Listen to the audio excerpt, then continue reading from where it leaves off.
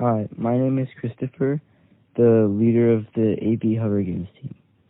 Our project for this competition was to modify a drone in order to take soil samples that the drone would then analyze mid-flight, and based on the soil composition, determine whether it was its fertility, and then drop fertilizer pellets.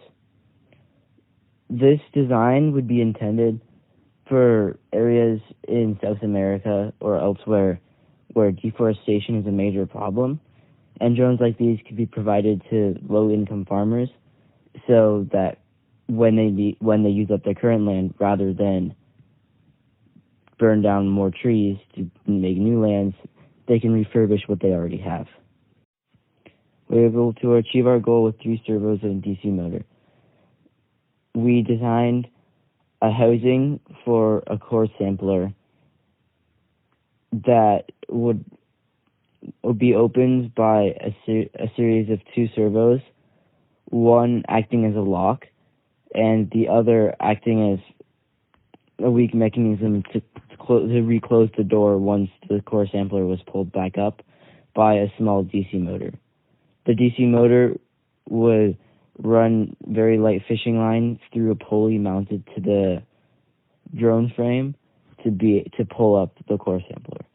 And we went through a bunch of iterations on the core sampler, starting off with a full metal shaft, and then eventually progressing up to a really thin PVC one that weighed very little and was able to move the center of mass really far towards the tip.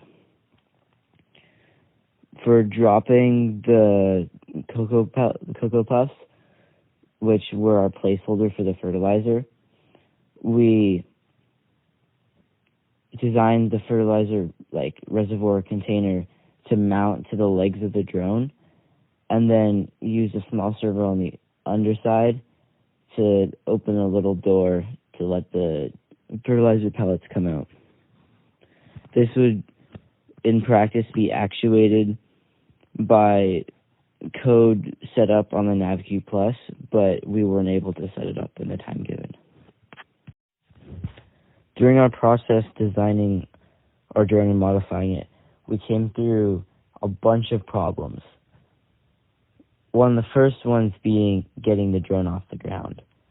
After some of the first flights, one of our motors developed some play, and we realized upon taking it apart, the shaft had migrated down, falling out of the motor.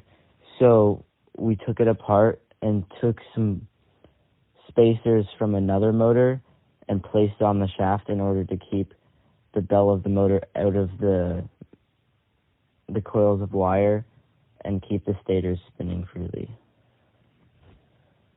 Another problem was going through the iteration of the core sampler.